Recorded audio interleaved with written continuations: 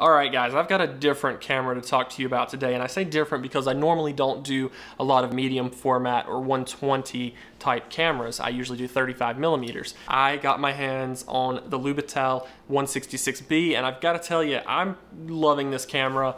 My results for it are kind of mixed. Some of the photos turned out exceptionally well for this to be a very basic TLR camera, but I'll let you be the judge of that at the end of this video when I show you the photos that I got.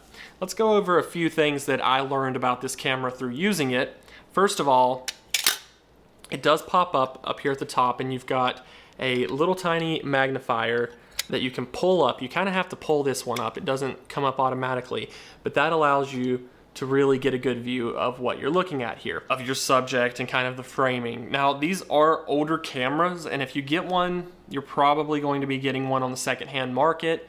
I know Lomography sells them. I got mine on eBay. It took forever to get here because I believe it came from Ukraine or somewhere overseas. When it came, it was not in really the best of condition. I mean, it's not bad. The lens is the main thing, and my lenses on these are pretty good. They're fairly clear, but there's no instruction manual. There's not really a lot of guides out there that show you how to use this thing. And I've got to tell you, I've used a couple different TLRs in the past, and this one has one of the weirdest angles that you have to look at it in order to get your subject in view, because it's like the opposite of the way you move it is the way that the lens reflects the image.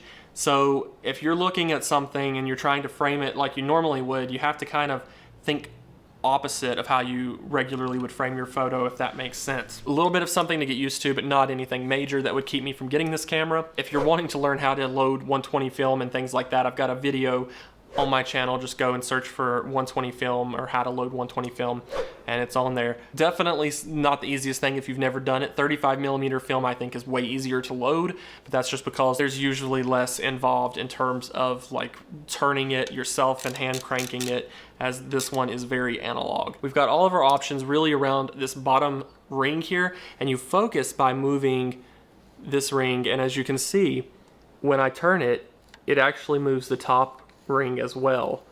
So they're connected quite literally by just being on top of one another. I had a lot of fun learning how to use this camera, and Lomography actually has a pretty good guide on how to load the film in it and how to get started with it. Very basic, but it's not bad that they offer it. It's nothing fancy and nothing that I would recommend for a first-time film photography user. I feel like I definitely had to have a good understanding of how to do the settings so that my photos wouldn't be completely washed out and that they would be focused. So I've got to say, I wouldn't personally get this for someone who's new to film photography, but if you're a collector or you're someone that's been using film cameras for a while and you want to get started, I think this would be great. It does have a tripod mount on the bottom, which worked out pretty well because you basically have to have one in order to get good shots with this. I found that the shots where I didn't have it steady and placed on top of something or setting on a shelf or a tripod, they were more blurry. I also used a handheld shutter release that does screw in down here on the side. That was really the only way that I was able to get some clear shots with it. I want to give a huge shout out to oldschoolphotolab.com for processing and scanning my film. I mean, it's crazy that you can still get 120 film developed,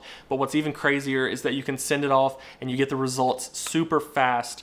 Oldschoolphotolab.com is the film lab that I've been using for years since I started out with film cameras, and I've got to say, I highly recommend them. If you don't have a photo lab or if you're looking to switch, check out oldschoolphotolab.com. I'm going to put their link down in the description. They do a great job. They're super fast, super professional. The prices are affordable. Can't say enough good stuff about them. So be sure to check out oldschoolphotolab.com. Be sure to give this video a thumbs up if it helped you out in any way. Subscribe if you haven't already. Check out these awesome photos that I'm getting ready to show you, and I'll see you guys later.